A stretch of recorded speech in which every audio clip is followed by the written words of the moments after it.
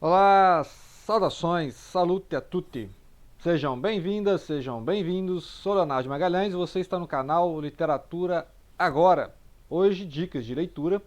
Nós vamos seguir uma série aí de dicas de leitura, tem vários vídeos de dicas de leitura, enquanto estamos lendo a obra do Fyodor Dostoiévski, né? Então, é a leitura aí que nós estamos seguindo desde adolescente, relendo Turgenev, lendo agora Os Demônios ou Possessos, né?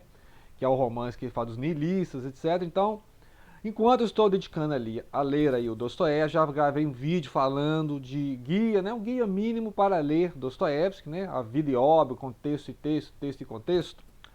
Então, algumas dicas de leitura e nós gastamos vários vídeos aí falando dos clássicos, né, ou seja, tanto daquela coleção lá do Globo Livros, é o livro da literatura, quanto aquele condensado, né, ou seja, quais são os clássicos mais clássicos, né, os clássicos mais clássicos. E hoje é um vídeo assim que eu imaginei. E se eu fosse falar só de 5 livros? Né? Ah, você só tem que falar de 5 livros. Quais seriam esses 5 livros essenciais, né? Então você pode pensar em quê? Em poesia? No poesia já tem uns títulos na minha cabeça aqui, né? Com certeza eu falaria do Charles Baudelaire com As Flores do Mal. Certamente eu falaria do Walt Whitman com As Flores da Relva. Certamente eu falaria, por exemplo, da obra poética de Fernando Pessoa, né? Lembraria do Neruda, Pablo Neruda, com o canto geral. Falaria também da obra do Carlos Drummond de Andrade e também ao branco. Né? Vou lembrar, João Cabral de Melo Neto. Pronto. João Cabral de Então, ou seja, essas obras eu falei, esses 5 aí, 6, tá. Essas são obras clássicas, 2 brasileiros, coloquei 2 brasileiros, Drummond e João Cabral de Melo Neto. Você pode falar do Lorca, né, que pode espanhol, então, ou seja, é complicado, já viu que eu falar 5 de poesia. E se fosse 5 assim de geral, prosa e teatro, então você teria que colocar, com certeza, o Dom Quixote, do Cervantes, tem que ter desse, tem prosa e teatro. Com certeza teria que ter aí o Cervantes, do Quixote. O Hamlet, do Shakespeare, com certeza Fausto, do Goethe. Você teria que colocar aí Montanha Mágica, do Thomas Mann. E teria que colocar também, por exemplo, Os Miseráveis, do Victor Hugo. Né? Então você já, né, tem assim, e tá aí contos, você tem que colocar os contos do Kafka, né, as novelinhas do Kafka, lá, o Metamorfose. Colocar, por exemplo, os contos do Cortázar, os contos do Jorge Luiz Borges, né? Aqui no Brasil você colocaria os contos do Murilo Rubião e os contos da Clarice Lispector, por exemplo. Né? Tá vendo? Então já outra lista de 5. Então já. Mas como eu tenho que falar apenas de 5, né? Eu já vi que já está difícil fazer esse desafio, né? Eu tenho que falar apenas de 5, né? Então vamos falar de 5, seja poesia, seja prosa, né?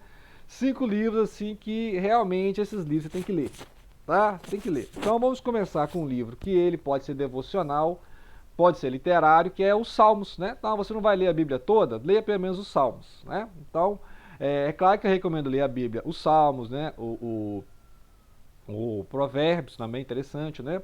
O livro de Jó, e ler o Novo Testamento, né? Os Evangelhos, a carta aos Romanos, a carta aos Hebreus, né? Então, assim, mas se você não tem o tempo de ler a Bíblia, não vou ler a Bíblia, então lê os Salmos, né? São 150 ou 151, depende da versão, e são cânticos, né, dos antigos hebreus, dos judeus, né? E aí hoje é poesia, né? É lido nas igrejas, né? Seja católica, seja protestante. Então, os Salmos são um resumão da Bíblia, que vai contar a história do povo hebreu, né? E são as orações ao Deus único, né? Que é a tradição monoteísta. Tanto que os Salmos são influência para o Novo Testamento, que é a literatura cristã, e para também o islamismo, né? Então, tem várias orações islâmicas, que isso é baseado nos Salmos, né?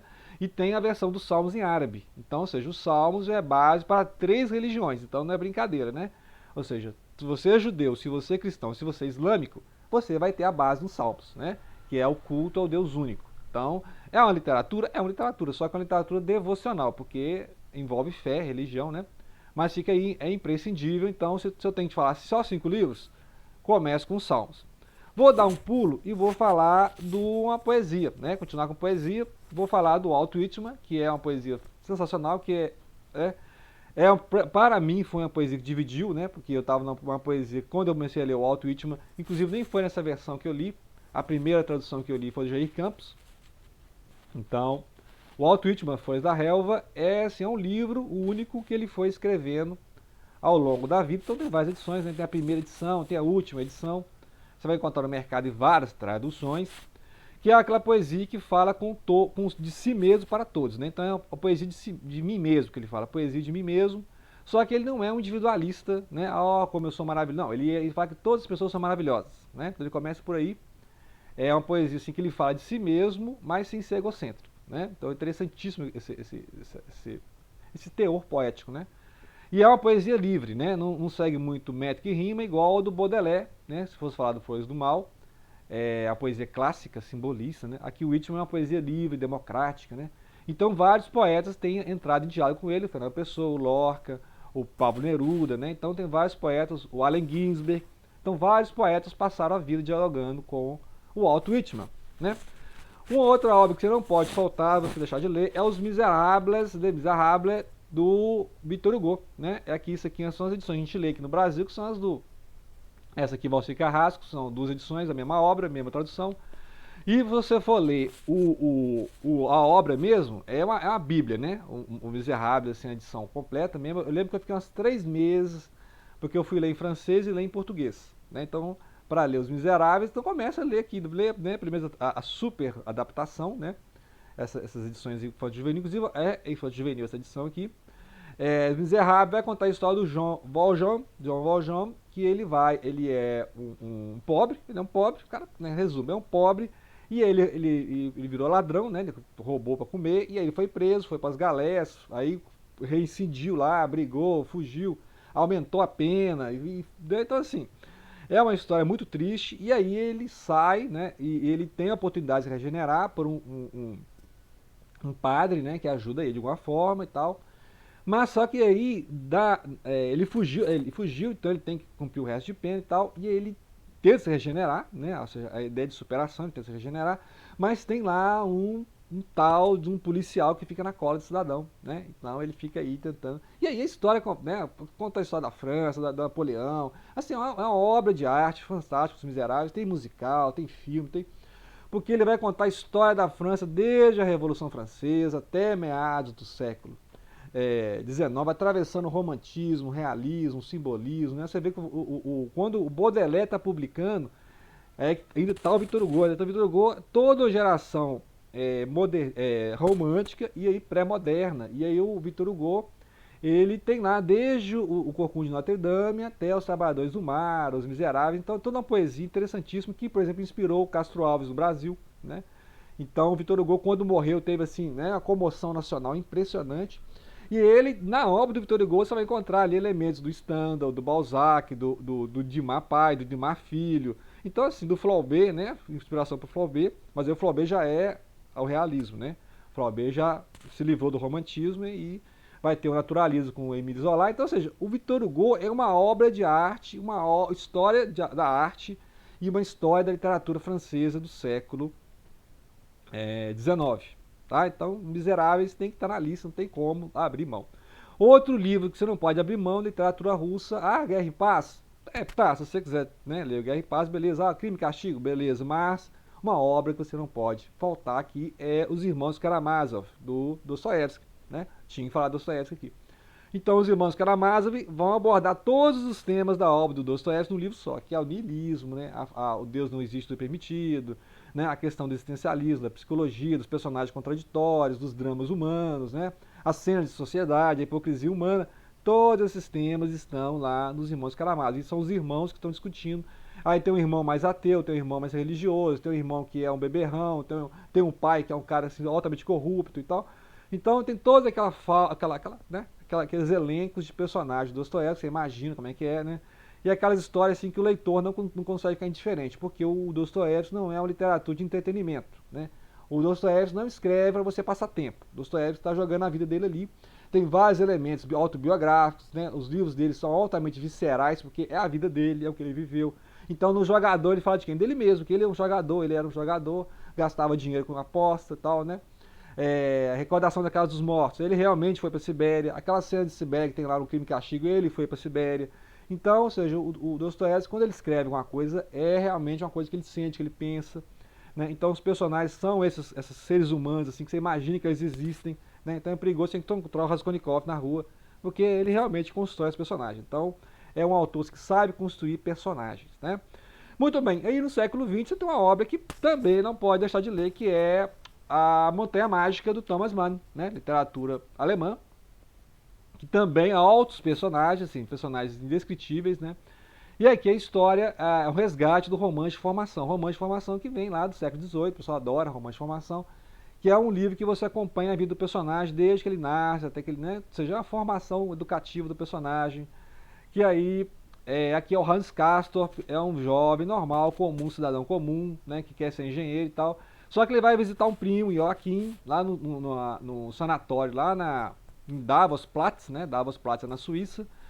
E aí ele fica lá, né? Porque descobre que ele também é doente. Você vê, ele vai lá visitar o primo, né? E aí ele acaba entrando naquele ambiente e ele fica doente também, né? Que é o sanatório para as pessoas que não podem viver na planície. Planície aqui é a vida comum. Então eles ficam no alto da montanha mágica discutindo filosofia. Então fica discutindo, comendo bem, né? Vendo o sol nascer e se pôr, vendo o inverno, vendo a neve e tal. E aí essa vida, né? Então ele passa 7 anos nessa vida. Então olha o tamanho do livro, né? Aqui são 7 anos da vida do Hans Castorp. E aí vai contando morosamente, o livro morosamente. Então o livro assim não é passatempo, né? Ah, não tenho o que fazer, vou ler montanha. Não, não faça isso, né? É um livro assim, que é igual o Grande Sertão Veredas, que também merecia estar aqui, né? Eu só consegui ler o Grande Sertão Veredas na terceira tentativa, né? Então não é um livro fácil, esses livros não são livros fáceis. Não é livro assim, ah, não tenho o que fazer. Não, não, não faça isso, né? Planeje para ler, separe os personagens, estude a época, veja os contextos, né? Então, Montanha Mágica vai discutir toda a civilização do século XIX. Então, onde os irmãos Karamazov parou, começa o Montanha Mágica, né? Então é isso mesmo, leia aí Os Miseráveis para você entender a Revolução Francesa. Aí, quando você entender o século XIX, você lê Os Irmãos Karamazov. Para você entender a transição do século XIX para o XX e a Primeira Guerra. Por que aconteceu a Primeira Guerra Mundial? Leia a Montanha Mágica, que as últimas cenas é a Primeira Guerra Mundial. E aí você vai entender essa transição. Então, assim, são livros que vão falar da vida dos personagens, vão discutir os personagens, as contradições humanas, e ao mesmo tempo vai te dar um contexto, né? Então é texto e contexto. Para a Revolução Francesa, vai entender o século XIX, a modernidade, vai entender as guerras na Europa, né? A divisão da Europa, através dos personagens fantásticos. Então tem o personagem que vai discutir o liberalismo, o ateísmo, né? Que é o Settembrini. Vai ter o Leonardo, que vai discutir o cristianismo, né? O socialismo cristão, a doutrina social da igreja. Então, é interessante, são personagens contraditórios, porque aquele que fala de riqueza tem uma vida muito sóbria, muito pacata, não tem riqueza nenhuma, né? É quase miserável. E aquele que fala de penitência, aquele que fala de caridade cristã, é um cara que vive no luxo, né? Então, é umas coisas interessantíssimas, porque é aquelas contradições dos personagens que tem lá no Dostoiévski, né? Então, assim, todos os autores são autores fantásticos, Victor Hugo, o Dostoiévski e o Thomas Mann, pela criação das personagens, que os personagens são sensacionais, assim, a criação, né? Você imagina que elas existem mesmo, e isso que é criação de personagem, tá, gente? Porque hoje em dia uma crítica ao romance é isso, é que as personagens não fazem muito sentido, né? As personagens não têm muita motivação, elas são contraditórias, mas assim, né? Então raramente você lembra boas personagens do século XX, né?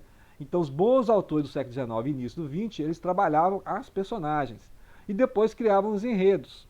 Hoje eu vejo escritor que cria o enredo e tenta encaixar os personagens. Daí é complicado, né? Um autor que faz isso é o Murakami. Né? Já falei dos vários vídeos do Murakami, que ele cria os enredos e depois vai trocando os personagens, aqueles personagens, né? E aí vai trocando de personagem, então aí ele não desenvolve. A exceção é o Norwegian Wood. Norwegian Wood é um romance que ele trabalha os personagens, então deu certo. Mas autores que trabalham muito enredo, né, muita história, os plot twists, estava preocupado com o plot twist da história, ele não trabalha muito a psicologia das personagens. Então fica assim, né, não convence muito. E esses autores, igual eu falei aí, o Victor Hugo, o Fyodor Dostoiévski e o Thomas Mann, são autores que trabalham personagens. E aí depois eles criam enredo. Eles criam os personagens e pensam assim, olha, como é que eu vou criar um enredo com esses personagens? Né? Que enredo é possível com essas personagens? Então é esse aí. Né?